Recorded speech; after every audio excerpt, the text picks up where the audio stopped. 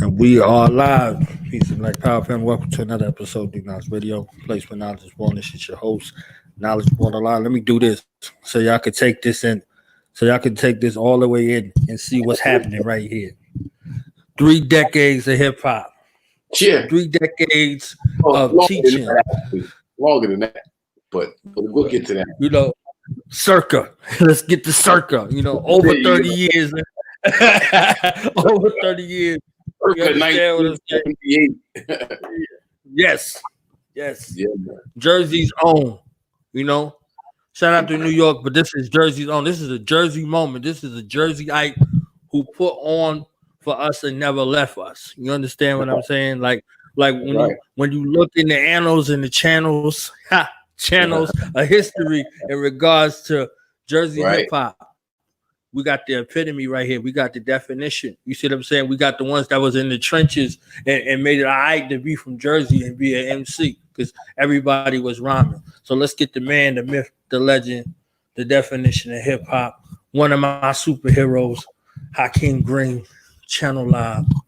Welcome to the show, my brother. Thank you, brother. I appreciate the love, man. Whenever you get invitation on this platform, you got to take advantage. And when it's from the home team, then it's real extra special. You know what I mean? Word. No doubt. I was a little snot nose rocking the ball head because Onyx had me thinking like I was in the group. I was like a little, you know what I'm saying, between them and the youngsters. You understand what I'm saying? Like I was running around illegal, the youngsters, Onyx, you know, all that. I couldn't wear my. We had hand-me-downs, so I couldn't wear my pants and shirt to the back. You understand? You had to just make it fit. You know, make it enough. Yeah. So crisscross was out for me. You see what I'm saying? So you know what I'm saying? Your group, Channel Live, the Artifacts, Lords of the Underground, Naughty by Nature, Rotten Rascals, Cruddy Collision. You know what I'm saying? Like all of the circa, the Fugees. You understand what I'm saying? London on reality Fugees. You see what I'm saying? Before the score, like, you know, back we remember Red still DJing. You know what I'm saying? like all the stations, Bogies, 88. You know what I mean? Yes. No doubt. Yeah, Rally Rap Club. Our Lady Help the Christians. You know what I mean? Into one of your drinks, you said the Peppermint Lounge, I had to put my hand over my heart. You understand what I'm saying? Like I had to put my hand over my heart. Like, damn, the Peppermint. Remember getting plates from the Peppermint Lounge? You was going to school. You a slug you know what I mean? It's turkey wings. Yeah, bro. Wow. Yeah, I remember seeing Shucky Ducky up in there, Bill Bellamy up in there. Like, I think they was talking about the Apollo in New York for a comedian. If you ain't come to the Peppermint, you wasn't shit. You wasn't like real. Dang. Yeah, bro. Crazy. It was the real deal. Like East Orange, North Essex County, jokers grow up cracks. You gotta know how to joke. You gotta be a you know what I mean? You grew up with a sense of humor. You grew up with you gotta, because reality is one thing, but you gotta look at it and get the best out of it. And a lot of times that's just kicking jokes. And that's even where these bars come from, be like, spitting jokes. Yeah. That's an old tradition. That go back to slavery when conditions was really, really bad, and jokers is cracking jokes, and so it's all that. Yeah. So your circa 90 era-ish. How did you get started? Well, I got started like in 78, 79. And it's like we didn't really call it hip hop. This is what people were doing. Right. So it was a crew around my way called Stardust 3. I grew up right across the street from Raleigh Park on North Arlington Avenue. Yeah. And the Stardust 3 was my man Tim, Buddha Black, Richard Dixon, Dickie D, and Tiny, right? So just growing up under them and writing my little rhymes and trying to be like them, I was like 9 years old, 8, 9 years old. Just trying to be like the 10-year-old, 11-year-olds, 12-year-olds. You looked up to them. Johnny Prescott and them, Ralph Roberson had a barbershop on Main Street right across from Sandwich Unlimited, right there. Sandwich Unlimited, yeah, yeah. Ralph was a party promoter. I was my barber, and he was a party promoter. So he was doing parties all around, and his mirror, like this is Instagram before Facebook. Your mirror was your Instagram. So you got mad pictures all over your mirror. He was a barber, so you see Ashford and Simpson, you see Stevie Wonder, DMC, you see the Fat Boys, you see on his mirror. And me as a kid, you just like, you couldn't wait to be a part of that whole thing. And then the people around your way was either breakdancing, doing graffiti, writing them rhymes. Right. So I first picked up the pen. It was a cat by the name of Mike. The first person I ever seen rap live, like in front of me, is a guy named by the name of King Mike C. I mean, Mike C from East Orange. King Mike C. I was like, again, like 8, 9 years old. He might have been like 11, 12. And this dude is spitting fire. Fire. And my mouth is like, yo, I want to do that, And then on the radio, 9, 10 years old, Rapper's Delight, of course, but you got Crash Crew was real popping right then, and Super Rhymes. All this stuff just added into the culture. So you growing up in it, but you're not calling it hip hop. You just doing shit. And then later it was like, okay, hip hop culture is something different, And then I started writing rhymes. Well, I was deep into like the dance culture in the culture. Like dance was big for me. And I used to do background dances for various artists, one being the New Style, which is later Naughty by Nature. I went to high school with them. I went to actually junior high school with KG, and Treach and Vinny's under me and K. Me and K was in the same homeroom senior year. So I got seen Naughty by Nature kind of like form right in front of me. I grew up in it, like right. It's my equals. It's like, what I mean? You're not even thinking about it. Like you went to Scott. I went to East Orange High. I went to Bloomfield Tech my freshman, sophomore, junior year, and I transferred to East Orange my senior year. Oh, you went to the high. Okay. Yeah, I played football for East Orange all 4 years. Yeah. So, so I was deep into like the dance thing, and then I was dancing for this chick, Princessa, who was an MC out of Queens. She had a big pop record with these cats called the Bingo Boys from Austria. Yeah, Austria. Show me how to dance. So I was one of her background dancers. We had a show at Irving, Texas at Dallas Cowboy Stadium. We sitting in the limousine, and I was just, we just kicking it. She's spitting bars off the head, and then I hear OPP come on the radio, and the shit blew my mind because I'm like, I used to dance with him. Like I did the Apollo with the New Style. It was called the New Style. Yeah. I did the Apollo. We did mad spots around the city. We did mad spots in the area, East Orange, Essex County, and I went with a college. I went college, Staten Island. So when I went away my sophomore year, I think it was, they had a lot of changes, renamed the group, got down with the Flick Unit, doing their thing. I heard OPP over the phone. My boy Bubby played it for me over the phone. And that's when I knew, when I heard it in the limousine, I'm like, oh, shit, it's my people. It fuck my mind up. But then, you know what? Let me start writing these rhymes. And I went back writing rhymes. And started fucking with a production company out of Brooklyn called Character Music, which is where I met Carl Thomas. And Carl Thomas is on the project. I got songs with Carl Thomas.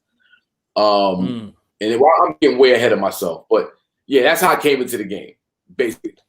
You know what I mean? I don't want to go too far. You might have some specific questions that you might want to ask. I'm along for the ride. You understand? I'm along for the ride because I'm like, all right. Yeah. So, like, right around the time I started rhyming again, like I'm like 18, 19 years old, I transferred from Wacker to Montclair State. And then I met my partner at Montclair State in a dance battle against Wyclef and Proswell. Ill story. That's how I met Tuffy at Montclair State party. Wow. Battling Proswell and Wyclef in a circle. Crazy. And we doing all your Scoob and Scrap, all your favorite dances and shit. Yeah. Killing that. Yeah. And then I was teaching during the day at East Orange Middle, at the Hart Middle School complex. From 1994, I was teaching there. And then I would be working on my demo. We'd be working on the demo at night and on the weekends. And I'd be going to school at night, you know, trying to maintain that. Ended up giving school the stiff arm my junior year and focused on the music. Got with KRS because I started an after school program with two friends of mine called Act Now, African Children of Tomorrow Now. We ran it 2 years at East Orange High School, and we ran it 2 years at the Hart Middle School complex. And then part of that program was taking the students to Afrocentric lecturers, Professor like Leonard Jeffries, Dr. Clark, Ivan Van Sertima, Dr. Ben, you know, just that real Afrocentric perspective. This is the same time when the Afrocentric kind of more conscious feel to the music was really popular between like 1980. So the soundtrack, the KRS-Ones, the Public Enemies, the X-Clans, you know, Rakim's, Big Daddy Kane, Queen Latifah, Native Tongues, all that, you know, E. Paris, and you know what I mean? You had jokers out on the West Coast who was like, fuck the police with the NWA shit. Like the whole hip hop shit really took on a real more, you know, I was all in. And then, you know, being a school teacher, being able to like see kind of a lot of the inequities in our community in real time, right? And then like seeing the power of hip hop and how we can use it to transform people's lives through music, through culture, you know, that was a real big thing for me. And so when I met KRS-One and got the kind of the cosign from him, you know, it was on and popping. Started doing a demo with him around 93. And then we got with Capitol in 94, dropped the record. Into 93, we got with Capitol, signed in 94, dropped Matters in that summer, and it picked up steam, and then the shit was on and popping in 95. It was like, let's go. Station identification. Yeah, man. Yeah. Epic record, man. Epic record. I remember the record. You know what I'm saying? Like I can say that. Like I remember the record. I remember the single, you know, all that. My brother, like I said before we started, my brother was a DJ. So, and he was a DJ that got signed to Flavor Unit, you know. So he was like a young guy, you know. And every time I see Juice, I think about my older brother. That was him DJing, you know what I'm saying, making the party tapes and all of that. You see what I'm saying? So everything I heard was kind of like reverberating, you know, through the house. So the appreciation for music, you know, in general, but then hip hop in specific, you know, listening to the records and carrying crates and, you know what I'm saying, seeing my brother in DJ battles, you know, live in the street, you know. Carrying crates, right? You have a party, you have to carry in 20, 30, 40, 50 crates of records upstairs. Like you had to put the work in and make the culture go for real. It wasn't like, boop, boop, boop. All right, let's go. It wasn't that. Nah, you got to actually work to make the shit go. Yes. You know what I mean? Yeah. Crazy. So y'all formulate and come together at like the craziest, hungriest, from my perspective, time in hip hop.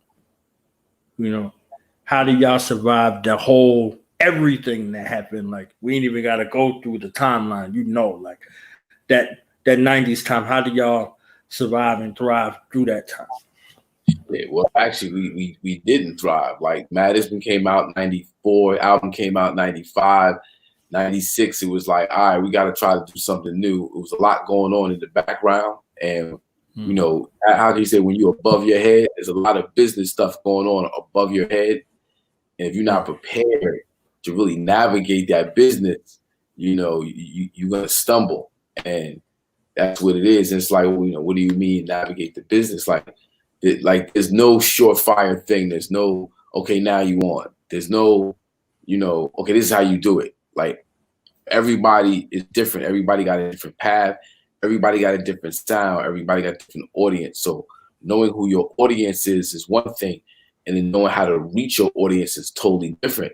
Now, when you have Capitol Records, which is a major label, you have major label dollars, you have major you know, you have people on the phone making calls for you.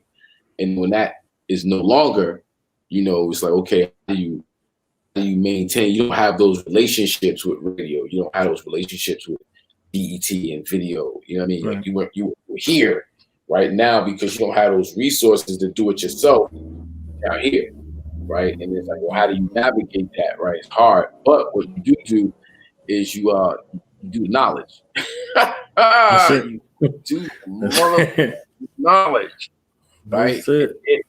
And in that, we did a project and put out a project in 2000 called Arm a Ghetto off of Flavor Unit, which Queen Latifah and Hakim. And that album was produced primarily by Mike City, who wrote and produced I Wish I Never Met Her for Carl Thomas. Now, I mean, I told you me and Carl Thomas. Yeah. So Carl Thomas was working on his album for Bad Boy, and he was just about done, but he needed the jump off single. Mike City, who wrote and produced the song I Wish I Never Met Her, went to high school with my boy Tuffy of Half Channel Live. Right. And then we got the song to Carl Thomas. He heard it, blew his mind, took it in the puff, blew his mind, and we put a deal memo together and shoved it up, and that was that. And then that was that. And then what also happened was, off that project, video director Benny Boom did his first video, Wild Out 2K. Now me and Benny, and it was like the official third member of Channel Live for like, you know, for like we had this big house in Brooklyn, and he was one of the housemates. Him, AJ Calloway from 106 Park. We had this big old fucking wow. So, you know, now, you know, because I'm the wake up in the morning, got the for herb guy, you know, I'm supplementing my income selling weed. Like, I'm the weed guy, you know, still doing music, right? But you got like, you know, all type people who will come through to get the weed. You know, fucking Red and F, Snoop, you know, Lil Wayne, you know, you got all type motherfuckers just rolling up, and it's like shit got real crazy. But with that project, Benny Boom did his first video, Wild Out 2K, which was the last live video, actually. It's the last Channel Live video. And Benny started a company called Guerrilla Flicks. And actually, we had a company called IBC, a company called Guerrilla Flicks. IBC was the music label. Guerrilla Flicks was the film company. I got a film project that came out of Guerrilla Flicks. Did a lot of writing, treatments, and stuff like that, consulting on a bunch of projects. And then Tuffy went out west to work more closely with Mike City. And then, you know, they got a bunch of records from, you know, Dwelle to Dave Hollister to a whole bunch of shit got going on over there. And then got back with KRS-One in 2008, and we started to Stop the Violence movement as a nonprofit, and did a project called Self Construction with a whole bunch of folks: Red Meth, Talib Kweli, Rod Digger, you know, everybody's on that record. Very, very important record. Check that out. Self Construction, the Violence Movement project. And then I did that for a couple of years and came back home to East Orange North and got with Roz Baraka and the Baraka family. Took what I had created working with the Stop the Violence movement primarily and created a company called 24 Hours of Peace, which is an annual concert with the city of Newark, New Jersey. And iconic. And it was iconic. Yeah. Iconic. Yeah. You know, support peace, love, unity, safety, having fun. 24 hour peace. 24 hours of peace, love, unity, safety, having fun. And we do that every day. We all good. We bring artists out to support that effort. And everybody from Fat Joe, Talib Kweli, Carl Thomas, of course, Smith & Wesson, Juice Crew All-Stars with Roxanne Shante, Marley Marl, Shan, Common, Savion Glover, Nobody Ninja, Lord Underground. Everybody comes out for that. You know what I mean? It's a great my son, Monifa. So it's, you know, it's dope. And every year, probably, you know, toward the end of this summer, providing, you know, Corona and COVID allows us to, You know, we'll be rocking out in New York, Jersey for 24 hours apiece. If not, we'll do that bad boy online somehow. That's crazy. Yep. Now, bro. I know for a fact, like your social consciousness, like your commitment to social consciousness and, you know, empowerment has always been there. You know what I'm saying? Like ever since whenever, you know what I mean? How could you say, like, maybe some of the cats that was in the peer group, some of your contemporaries, ain't really had that same kind of commitment?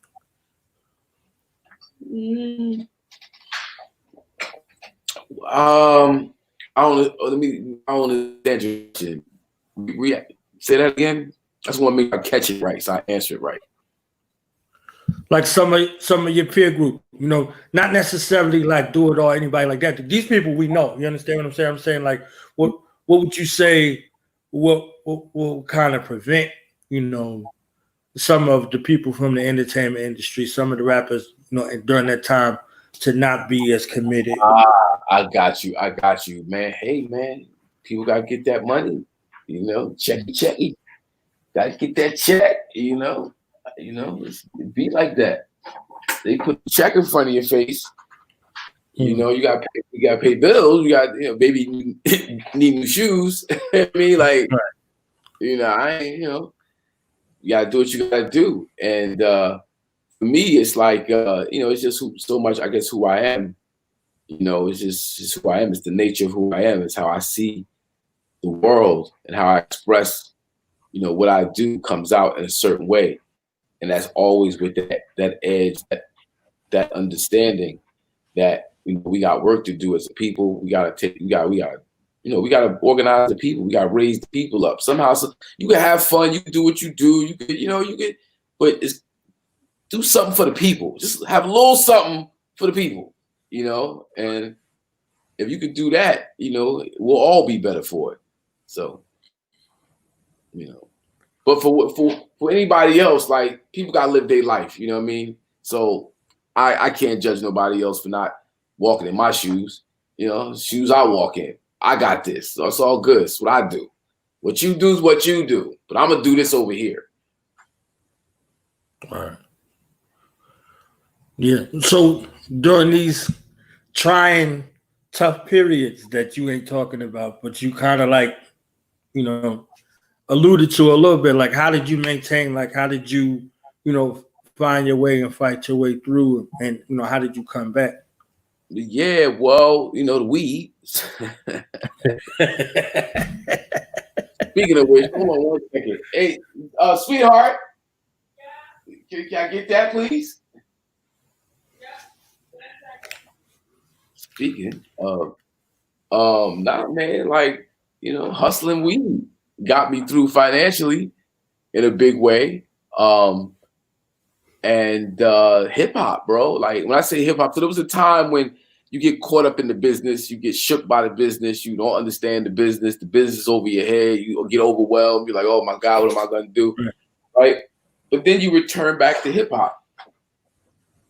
You know, and I started just being creative for the sake of being creative. You know, and I did a project called Hip Hop Nation in 2008 with a young producer named Scans out of Philly, a college student. My cousin Aubrey, who's a promoter manager out of the Philadelphia area, was working with Scans, hooked me up with him. We did this project called Hip Hop Nation. I've had some old songs from Channel Live days, some new songs that I did with him. And we put this project together, and this shit was dope, you know, and it, you know, was definitely on some conscious, trying to bring the consciousness. I had skits with Phil Valentine and Ahmed Rashid, you know what I mean? Yeah. And a few other folks, you know what I mean? And we tied Phil Muhammad, and we tied it together to, you know, just for the people. It was like, it wasn't for no money, it was free. Right. Just put it out. YouTube had really just started picking up steam. I did the video Hip Hop Nation, and then I did a remix video. And I'm just spitting consciousness. You know, I'm just spitting consciousness, dropping gems, dropping jewels. in the midst of all the bullshit. Ain't nobody checking for it really like that. But folks who were checking was like, oh shit, the God is spitting. And that project was dope. And then that's just like, you know, you just keep creating. I did a bunch of stuff with Young Guru from Rock Nation.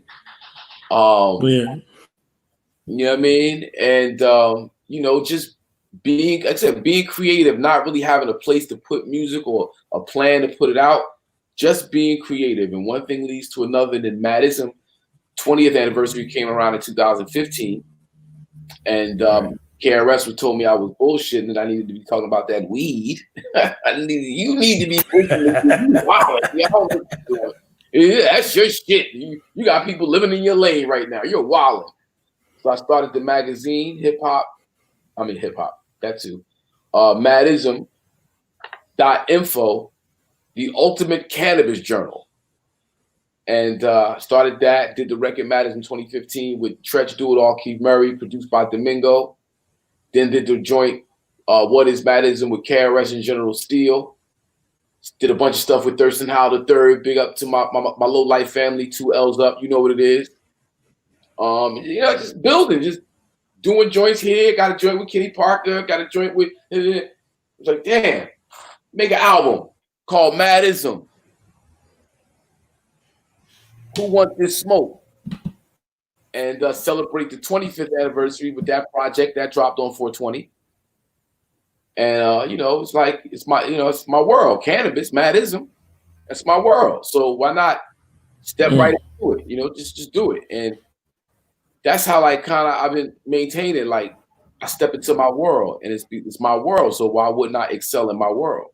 You know, and I just do me, and I just do me. Like the whole 24 Hours of Peace thing was me just doing me. And if I'm gonna do me on that level, who do I need to be around? I need to be around other people who are comfortable doing them, and we on the same page. So I went built with my brother Roz Baraka, Roz and Amiri Baraka Jr. and 24 Hours of Peace. Boom, just do you. And do you the right way. And you're going to connect with certain people that's going to be like, oh, shit, put it together. Boom, put it out. Keep it moving. That's it. Don't get shook. Don't get stressed. You know what I mean? Don't get shook. Don't get stressed. Yeah. Do it. That's it. I heard some reference to some cannabis cups. I had the pleasure of being in Amsterdam a few times during, you know, the Cannabis Cup. You know, crazy time. Yeah.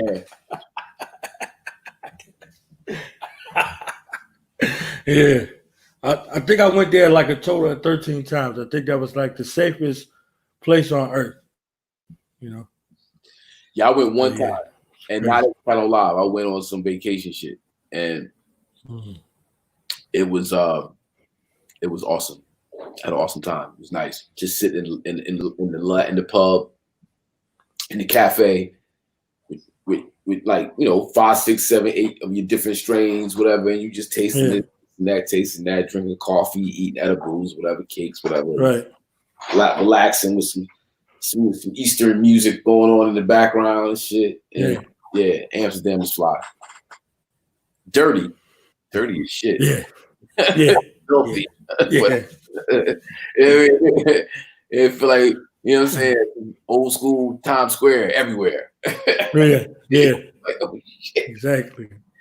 Yeah, man. Yeah. Times 100 during Cannabis Cup. Like that circa, it was crazy. You didn't have to buy shit. People was like, vote for me, vote for me, vote. I was like,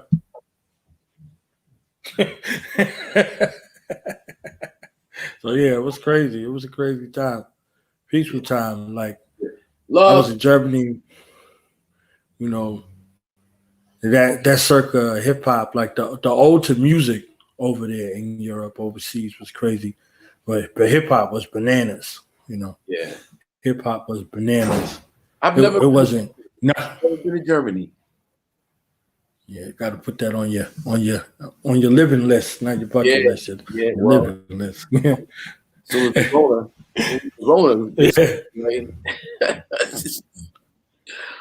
It wasn't nothing to be in the spot, drunk off my ass like 5 o'clock in the morning, and then you hear Crisscross come on, and the whole club is jumping up and down. Nobody's like, I'm not with that.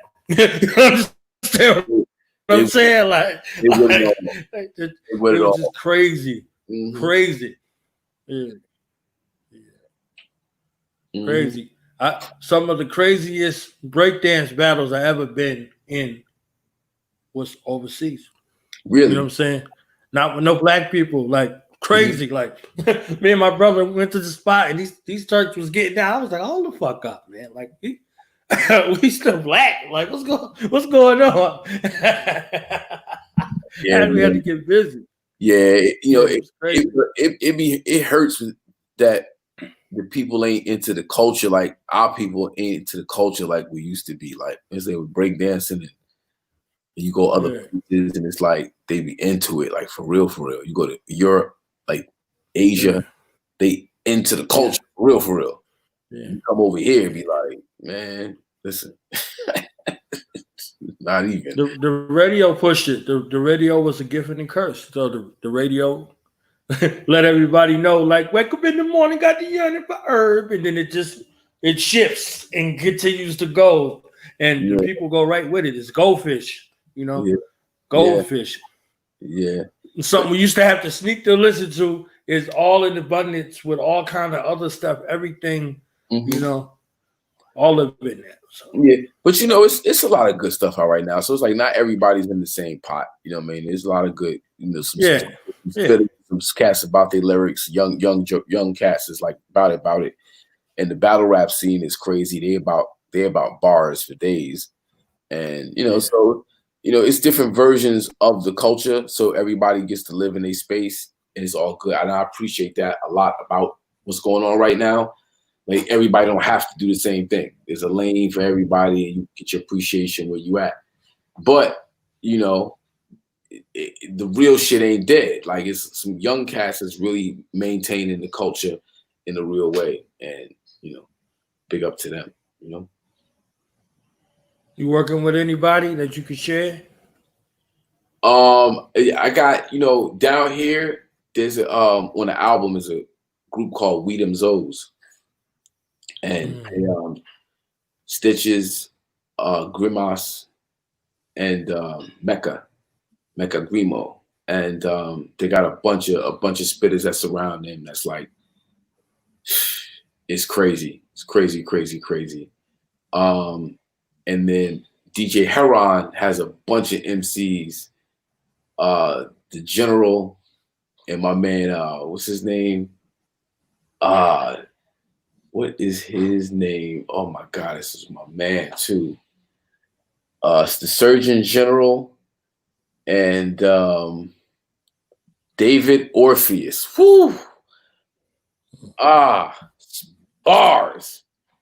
For real. And so, you know, I've been focused on me in a big way lately, you know what I mean? So, you know, I've worked with a number of MCs over the years that, you know, for whatever reason, didn't pan out the way I would have liked it to have. But they were super dope in their own right. Sam Scarfo and another cat named Bananas out of Brooklyn. Super dope MC. And yeah, man. So yeah, man. But we doing Madism, Who Want This Smoke, featuring KRS-One, General Steele, Dres from Blacksheep, Sadat X from Brand Nubian, Carl Thomas, Treach, Doitall, Keith Murray, Minty Byrne, Thirstin Howl III, Architect, crazy, We Them Zoes. Yeah, that's how it's going down.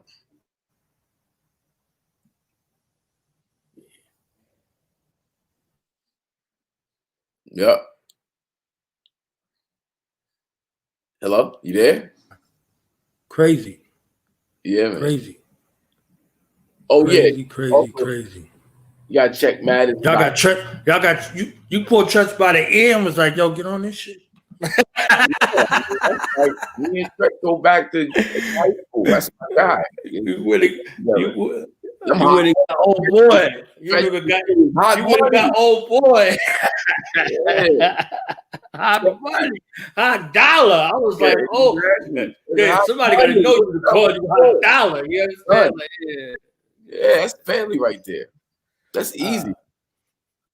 That's my guy. We go. I'm saying we go back, bro.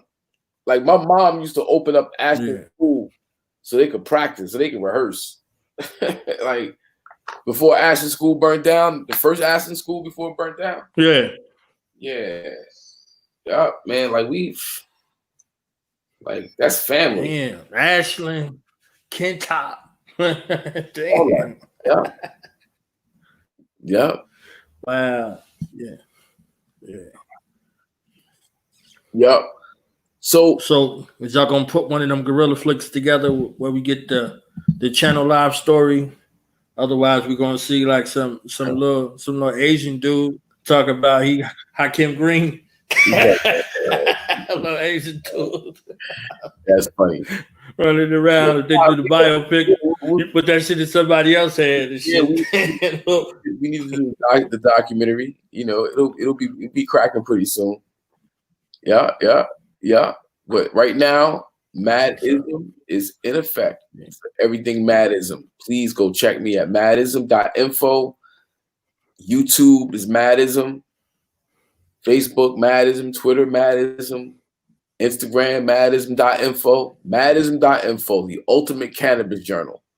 Got t-shirts, Madism. Yeah, man. That's what's up. Is there? I'm waiting for the books. I'm waiting for the documentary. I wanna read something. I wanna, I know I'm always gonna hear something. You doing features? Oh yeah, all day. I just did a joint with Sammy B. Got a project out called Bush Camp Mixtape. Yeah, man. So yeah, I'm available for features. Hit me. Hakim Green 7 at gmail.com or madisminfo@gmail.com. Hit me up. That's how this happened today. You know what I'm saying? Y'all better not be playing games. You understand what I'm saying? Like, so you better be ready. Yeah. That's what it is.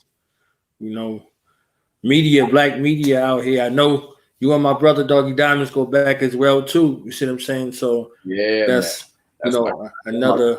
Yeah, I fuck with him since Brooklyn. Like in 97, 98. Fucking with that guy. Yeah. Yeah, that's love. That's love. Mm-hmm. What's next that you can share for us? What's next?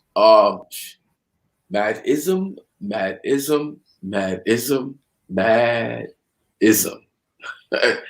Check the video. I Believe, Put It in the Air, featuring Carl Thomas. I'm working on the documentary Madism, Hip Hop and Hemp, the Fabric of American Culture, talking about how hip hop carved out this whole cannabis lane. Hip hop culture said, this is what we do. So now the whole world is doing what we do. So we got to make sure we claim it. That's what Madism, Hip Hop and Hemp, the Fabric of American Culture is all about. That's the documentary soon come. Actually, you can check the trailer on YouTube. Just put in Hip Hop and Hemp, the Fabric of American Culture. You'll see the trailer for it. So that'll be coming real soon. I'm gonna be doing some more videos off the album. But really I'm just trying to wait and see what Rona is gonna do. Cause as long as Rona's running around, there's not really much anybody can do. Yeah, I mean, tomorrow, I don't know. Well, we're live right now, but tomorrow on Facebook, you go to my Facebook page, and I'm doing a live show with Focus and MC Craig G from the Juice Crew, legendary MC. Oh shit! Yeah, we're gonna do a set tomorrow. I've been doing utilizing, the online platform and getting it off. So that's tomorrow, June 19th. I'm gonna do a special Juneteenth performance in celebration of Juneteenth. So that's gonna be real special to check in for. Like I said, Facebook, you go to Hakim Green, you can follow me there. And you can watch it right to my page. I'm gonna do a watch party, but it'll be there. And you can watch it on Zoom at Fokeezy. At Fokeezy, Fokeezy. You can check it there. It's gonna be dope.